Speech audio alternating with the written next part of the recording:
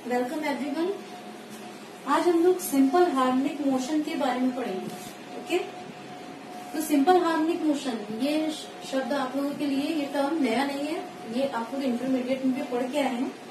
Simple harmonic motion क्या होता है? ये एक तरह का पीरियोडिक मोशन होता है, ठीक, जिसमें पार्टिकल क्या करता है, पार्टिकल अपने इक्विलिब्रियम कंडीशन या जो सेंट्रल पोजीशन होता है उससे टू और फोर्थ, ठीक, टू और फोर्थ, बैक और फोर्थ जो है वो अपना मोशन रिपीट करते हैं। ठीक, पार्टिकल जैसे यहाँ पर किसी स्ट्रिंग में एक यहाँ पर कोई कुछ भी लटका दिया गया, बांध दिया गया कोई पार्टिकल मास एम पर, और इसको थोड़ा सा इधर ले जाकर छोड़ा गया। ठीक, तो पार्टिकल क्या करेगा, यहाँ पर एक मैक्सिमम पोजीशन तक गया, ठीक, उसके बाद क्या करेगा, ये फिर यहाँ पर वापस आएगा, फिर उतनी ही दूरी दूसरे डायरेक्शन में जाएगा, ठीक, फिर यहाँ वापस आएगा, फिर दूसरे डायरेक्शन में। तो ये रिपीटेटिव मोशन होने लगता है पार्टिकल का अपनी इक्विलिब्रियम कंडीशन के बैक एंड फोर्थ। ओके, तो ये जो मोशन होता है उसमें क्या होता है, एक रिटार्डिंग फोर्स जो है वो पार्टिकल पे एक्ट करने लगता है, और वो फोर्स जो है वो क्या होता है, प्रोपोर्शनल टू द डिस्प्लेसमेंट। जितना डिस्प्लेसमेंट हुआ है पार्टिकल का अपनी सेंट्रल पोजीशन से या इक्विलिब्रियम पोजीशन से, उसके प्रोपोर्शनल होता है। इसी कारण क्या होता है कि पार्टिकल जैसे ही अपनी इक्विलिब्रियम पोजीशन से आगे बढ़ता है तो रिटार्डिंग फोर्स उसको वापस उसकी इक्विलिब्रियम पोजीशन में लाने की कोशिश करता है। ठीक, तो simple harmonic motion is a special type of periodic motion under which a retarding force proportional to the amount of displacement works on the particle, and the particle repeats its motion back and forth from its central position. तो particle जो है वो maximum displacement, उसका equilibrium position के एक side में maximum displacement हुआ, फिर पार्टिकल यहाँ पर वापस आया इक्विलिब्रियम कंडीशन में, और उसके बाद फिर दूसरी तरफ पे मैक्सिमम कंडीशन में गया। ये जो होता है इस तरह के मोशन को हम लोग कहते हैं सिंपल हार्मोनिक मोशन। एग्जाम्पल जैसे सिंपल पेंडुलम, सिंपल पेंडुलम जो होता है वो एक एग्जाम्पल है हम लोगों का। पेंडुलम जो है वो एग्जाम्पल है सिंपल हार्मोनिक मोशन का। या स्प्रिंग, कोई एक स्प्रिंग है, ठीक, इस पर कोई वेट लटका दिया गया, मास एम का कोई वेट लटका दिया गया और इसको नीचे की तरफ पुल किया गया। ठीक, अभी ये इक्विलिब्रियम कंडीशन में पहले हो गया मास लटकाने पर, और जब इसको खींच के छोड़ा जाएगा तो ये क्या करेगा, ये क्या करेगा, अपने इस इक्विलिब्रियम कंडीशन से नीचे आया, फिर यहाँ पर वापस इक्विलिब्रियम कंडीशन में आएगा, फिर उतनी ही दूरी ऊपर जाएगा जितनी नीचे थी, फिर वापस यहीं पे आएगा, फिर नीचे, और ये करता रहेगा ये। ठीक, और इस समय एक रिटार्डिंग फोर्स वर्क करता है जो प्रोपोर्शनल टू होता है डिस्प्लेसमेंट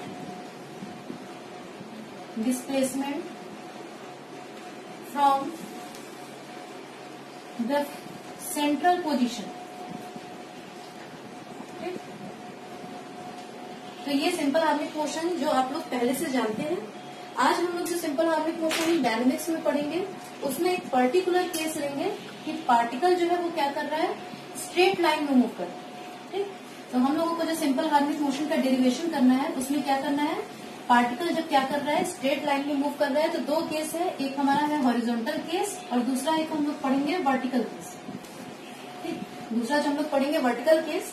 तो सबसे पहले सिंपल हार्मोनिक मोशन जब हम डिफाइन करते हैं for motion in straight line, तो उस समय वो डिफाइन कैसे है वो दिख रहा होगा।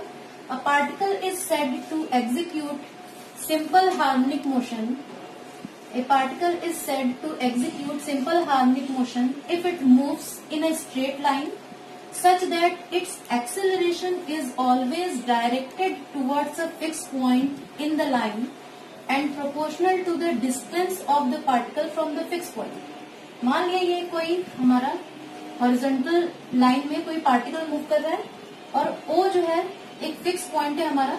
ठीक, तो क्या करते हैं, O से पार्टिकल जैसे ही आगे की ओर गया, ये O से स्टार्ट किया, पार्टिकल ने मूव करना स्टार्ट किया पॉइंट O से। ठीक, किसी टाइम t पर क्या होगा, पार्टिकल किसी पोजीशन पे पहुंचेगा, वो हम लोगों ने मान लिया p, और उस समय उसकी इनिशियल पोजीशन से डिस्टेंस कितना हो गया, x होगा। ठीक, तो क्या होगा, अगर particle simple harmonic motion execute कर रहा है तो उस केस में क्या होता है, एक एक्सेलरेशन एक्ट करता है जो किस डायरेक्शन में होगा, इस फिक्स पॉइंट O के डायरेक्शन में। ठीक, तो जब पार्टिकल P पे होगा तो उस पर एक एक्सेलरेशन वर्क करेगा जो इस O के डायरेक्शन में होगा, और जो एक्सेलरेशन होगा वो प्रोपोर्शनल किसके होगा, proportional to x। Acceleration at point P is proportional to x. ठीक, तो पार्टिकल जैसे जैसे जाता आगे के पॉइंट्स पे जाएगा तो उस पे इस डायरेक्शन में पॉइंट ओ पर क्या होगा, एक एक्सेलरेशन एक्ट करेगा और जितना एक्स बढ़ेगा उतना ही एक्सेलरेशन बढ़ता रहेगा। ठीक, तो इससे क्या होगा, एक मैक्सिमम पोजीशन तक पार्टिकल जाएगा ए तक और उसके पास फिर वो क्या होगा, फिर इस पोजीशन पे आएगा। ठीक, और ऐसे ही क्या करेगा, जैसे ही ओ से इस डायरेक्शन में बढ़ेगा पार्टिकल, मान लिया ये पी डैश पोजीशन पे पहुंचा, तो क्या होगा, उस समय एक्सेलरेशन जो होगा वो इस डायरेक्शन में एक्ट करने लगेगा। ठीक, तो यहाँ पे पार्टिकल एक मैक्सिमम पोजीशन ए डैश तक जाएगा जो उतना ही होगा जितना इस डायरेक्शन में था ओ। ठीक, तो इस तरह के मोशन को कहते हैं हम लोग simple harmonic motion in a straight line. और इस फिक्स पॉइंट ओ, ये जो फिक्स पॉइंट ओ है, ओ को कहते हैं हम सेंटर ऑफ फोर्स।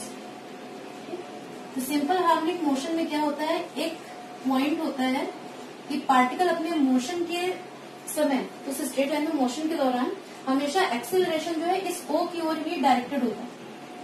ठीक, और ओ से जितना डिस्टेंस बढ़ता जाएगा एक्सेलरेशन भी उतना बढ़ता जाएगा, यानी एक्सेलरेशन जो उस पॉइंट पे होगा वो प्रोपोर्शनल टू एक्स होगा। ठीक, तो ये हो गया हमारा simple harmonic motion in straight line.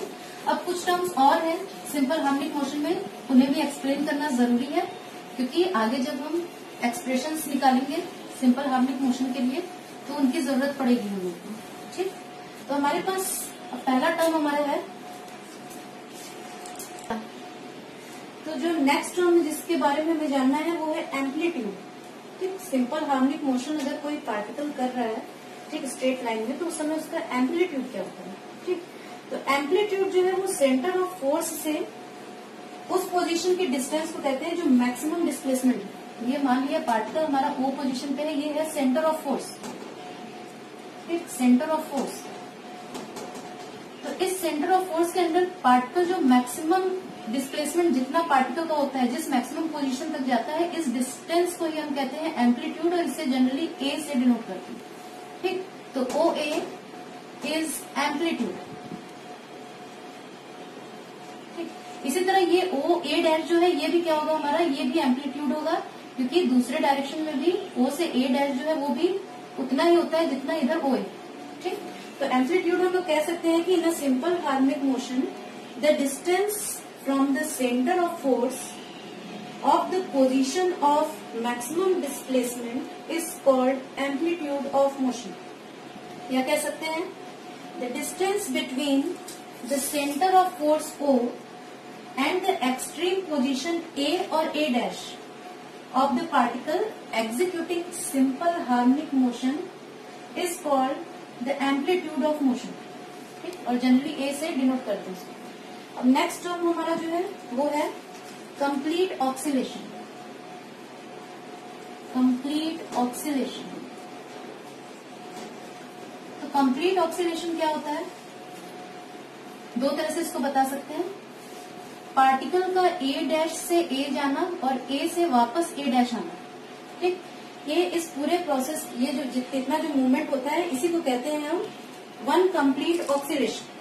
ठीक, the motion of the particle from A to A dash and back to A is called one complete oscillation. Okay, या कह सकते हैं पार्टिकल ओ से ए पे जाए, ए से फिर ओ पे आए, फिर ओ से ए डैश पे जाए और ए डैश से फिर ओ पे। तो ये पूरा एक जो होता है राउंड, इसी को कहते हैं वन कंप्लीट ऑक्सीलेशन, यानी A to A dash and A dash to A, back to A, इसको कहते हैं वन कंप्लीट ऑक्सीलेशन। ठीक, इसके बाद नेक्स्ट है हमारा periodic time. Periodic time, periodic time is the time taken by the particle for one complete oscillation। अब particle यहां से यहां गया, पार्टिकल हमारा क्या होगा, ए पोजीशन से ए डैश पे गया और ए डैश से फिर ए पर वापस आया, तो ये एक वन कंप्लीट ऑक्सीलेशन हुआ। तो इसमें जितना टाइम लगता है, इस वन कंप्लीट ऑक्सीलेशन में जितना टाइम लगेगा उसे ही हम कहते हैं पीरियोडिक टाइम। ठीक, of the particle executing simple harmonic motion। periodic time of simple harmonic motion। ठीक, तो अब समझ में आ गया होगा आप लोगों को कि एम्पलीट्यूड क्या है, कंप्लीट ऑक्सीलेशन क्या है और पीरियोडिक टाइम क्या है और simple harmonic motion in a straight line के। अब सिंपल हार्मोनिक मोशन के डिफरेंशियल इक्वेशन का डेरिवेशन हम लोग नेक्स्ट क्लास में करेंगे। Thank you.